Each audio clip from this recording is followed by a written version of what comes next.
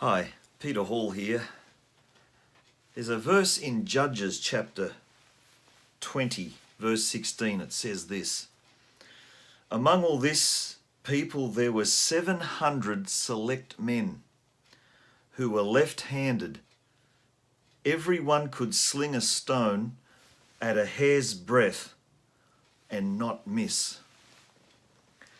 Have you ever noticed in your life there are always left-handers who never miss? Have you noticed there are always people, other people, who just seem to do it better than you? You've got to work very hard. You've got to expend a lot of energy and effort and study to do something, but there just seems to be other people who can just do it better. And as believers, what we tend to do is compare ourselves with others. Friends, there will always be other left-handers who never miss. Comparison is a dangerous game.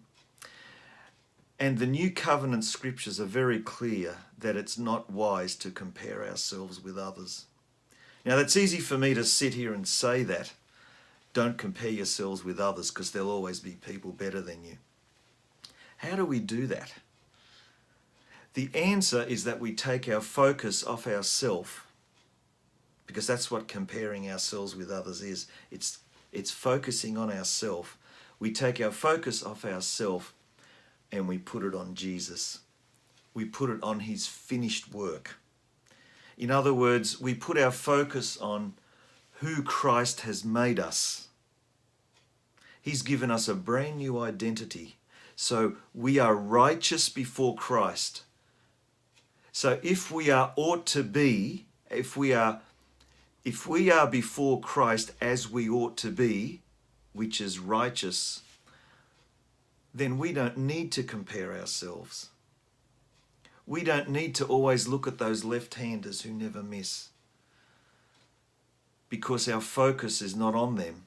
It's not on ourselves. It's on Jesus. It's on Jesus, who he is,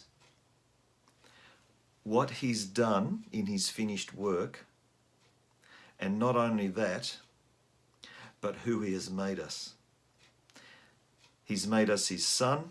He's made us righteous. So that is our new focus. It's not on other people who never miss and who are always better than ourselves.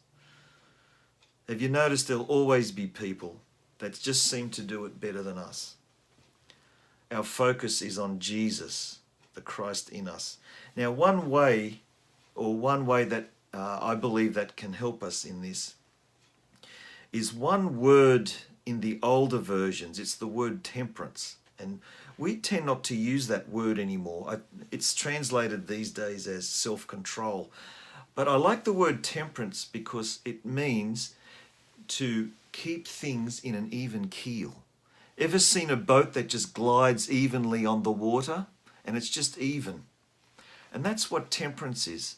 It's keeping things on an even keel. And it's a fruit of the Spirit. So as we hear the voice of the Spirit showing us who Jesus is and what his finished work is and what it's done, as we listen to the voice of the Spirit, we will live in that temperance. We'll keep things in an even keel. We'll keep our life in perspective, in a kingdom perspective. So I hope that helps you. And I'll just close with a quote by, I think it's Roosevelt, who said, "Comparison is the thief of joy." Thanks.